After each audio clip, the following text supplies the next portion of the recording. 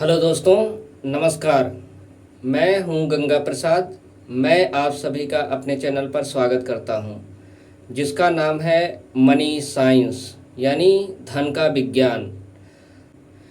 Hedging वह एक process है जो कि जैसे जो कि हम किसी भी रिस्क को किसी भी तरह के रिस्क को मैनेज करने के लिए जो प्रोसेस किया जाता है उसको हैजिंग बोलते हैं।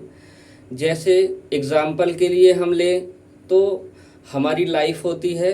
हमारी लाइफ की हम एक फाइनेंशियल टर्म में अगर उसको टर्म में फाइनेंशियल टर्म में उसका वैल्यूएशन करते हैं कि हमारी लाइफ की वैल्यू कितनी है, उस वैल्यू के अकॉर्डिंग हम एक टर्म इंश्योरेंस लेते हैं।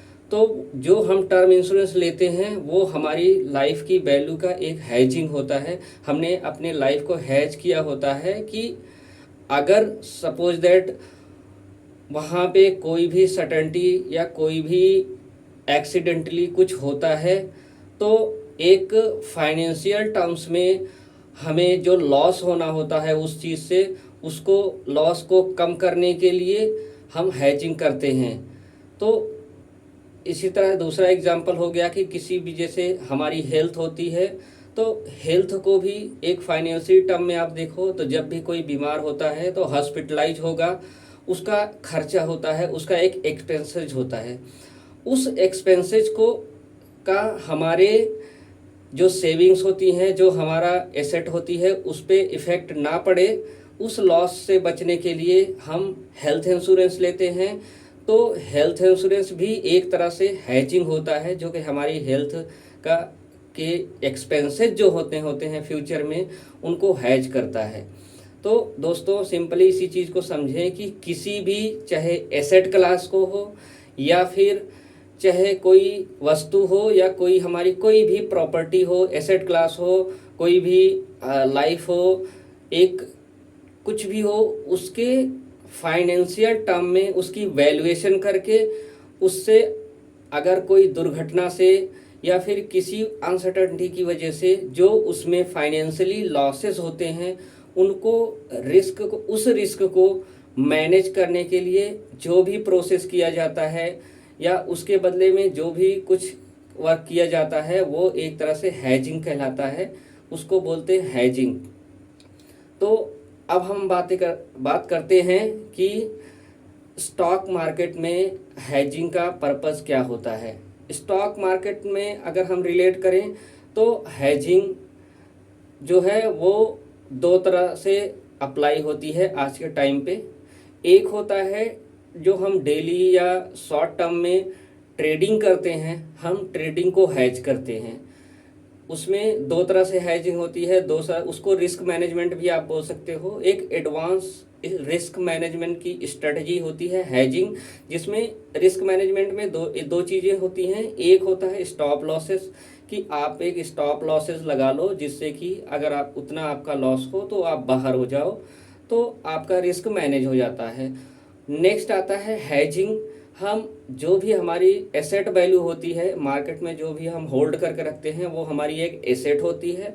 उस एसेट को मैनेज करने के लिए, उसके रिस्क को मैनेज करने के लिए, क्योंकि वहाँ पे जो भी एसेट होती है, क्योंकि उसका क्या है, स्टॉक मार्केट में एक अप डाउन का फ्लैक्चुएशन होता है, या फिर हमें कंपनी के बारे में पता नहीं होता कि आने वाले टाइम में कि उसके क्या हो सकता है। कभी हो सकता है ऐसा भी आ जाए कि कंपनी में कुछ ख़राब चीज़ें हो जाएं या बैड चीज़ें हो जाएं, जो कि शॉर्ट टर्म में इफ़ेक्ट करती हैं, लॉन्ग टर्म में कंपनी को ना इफ़ेक्ट करें। तो उससे जो भी लॉसेस होते हैं उसको मैनेज करने के लिए हमें हैज किया जाता है, हैजिंग की जाती है। अब हम ये जानेंगे कि इसका हैजिंग का हमारा मकसद क्या होता है, इसका ऑब्जेक्टिव क्या होता है हैजिंग करने का। अब हैजिंग करने का सबसे मेन ऑब्जेक्टिव यही होता है कि हमारे रिस्क को, जो भी हमारा रिस्क होता है उसको किस तरह से हम मैनेज करें। और एक चीज़ और इसमें क्या हो, जब भी हम हैजिंग करते हैं उसकी एक कॉस्ट होती है जो कि उस पर एक्सपेंस के रूप में आती है।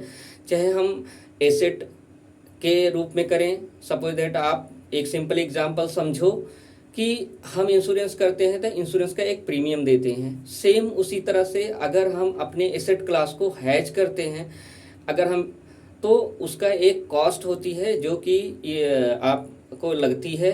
अगर आप शॉर्ट टर्म में हैज करते हो तो उसकी कॉस्ट थोड़ी ज़्यादा होती है, और लॉन्ग टर्म में आप हैज करते हो किसी एसेट क्लास को लंबे समय के लिए, जैसे साल भर के लिए आप हैज करते हो, तो उसकी कॉस्ट थोड़ी कम होती है। अब दूसरी चीज़ कैसे, एक और पर्सपेक्टिव होता है कॉस्ट को कम ज़्यादा करने का। वो क्या होता है कि हमारी जो भी एसेट क्लास होती हैं उसमें अनसर्टेनिटी कितनी है, कितने चांसेस हैं, उसके बिहाफ पे भी जो उसका कॉस्ट होती है वो डिफाइन करती है। अब क्या है कि स्टॉक मार्केट में अनसर्टेनिटी कुछ ज़्यादा ही होती है, तो उस वजह से जो यहाँ पे हैजिंग या हैजिंग की कॉस्ट होती है वो थोड़ी ज़्यादा होती है। अगर नॉर्मली आप ईयर वाइज हैजिंग करेंगे तो आपको जो कॉस्ट आती है वो मतलब पूरे आपके एसेट वैल्यू जो होगी जिसको आप हैज कर रहे हो उसके 5 to 10% के बीच में आती है, पूरे साल की 5 से 7 के बीच में होती है। वो डिपेंड करता है कि आप शॉर्ट टर्म कितने शॉर्ट टर्म का हैज कर रहे हो। तो ये उसकी एक कॉस्ट भी होती है जो हमें ध्यान रखना होता है कि हमारी एसेट को हम हैज कर रहे हैं तो उस पर एक कॉस्ट भी लगती है, उसका एक प्रीमियम जाता है। नेक्स्ट हम बात करते हैं कि किस तरह से उसका एक दूसरा प्रोस्पेक्टिव होता है जो कि हैजिंग करने से हमारे एसेट क्लास को और बिल्ड करता है। अब उसमें हमें क्या है कि आप सपोज दैट एक एग्जांपल लेते हैं, आपने किसी स्टॉक की आपके पास 50 लाख या 1 करोड़ की आप मान लेते हैं आपके पास होल्डिंग पड़ी हुई है, आपकी एसेट वैल्यू है 1 करोड़ रुपीज़। अब आपको उसमें करना क्या होता है, या आप 50%, अकॉर्डिंग टू मी 50% जो होती है एक मैक्सिमम हैजिंग होती है इन स्टॉक मार्केट, और अगर आप 25% की हैजिंग करते हो जो कि एक बेस्ट एंड एवरेज हैजिंग होती है जो कि सबसे कॉमन की जाती है, आप 25% की हैजिंग करोगे, मतलब 25, आपके पास 1 करोड़ की होल्डिंग पड़ी हुई है तो आपको क्या करना है कि हमेशा 25% की हैजिंग करनी है, 25 लाख रुपए की हैजिंग करनी है। अब उसमें मेन प्रोस्पेक्टिव क्या होता है हैजिंग का, अगर आप शॉर्ट टर्म में देखोगे तो हैजिंग का प्रोस्पेक्टिव सिर्फ ये होता है कि अपने आपके लॉसेस को मिनिमाइज करना। लेकिन लॉन्ग टर्म में अगर हम प्रोस्पेक्टिव में देखें कि हमारा जो भी एसेट क्लास होता है, हमें पता है कि हमारा एसेट क्लास का जो वैल्यू है या उसका फंडामेंटल है बहुत अच्छा है, और हमें ये लग रहा है कि जो भी हो सकता है अनसर्टेनिटी आएगी तो उससे जो लॉसेस होंगे वो लॉन्ग टर्म के उसके विजन या लॉन्ग टर्म की जो उसकी ग्रोथ होगी उस पर इफ़ेक्ट नहीं करेंगे, तो हम 25% हैजिंग करके जाते हैं।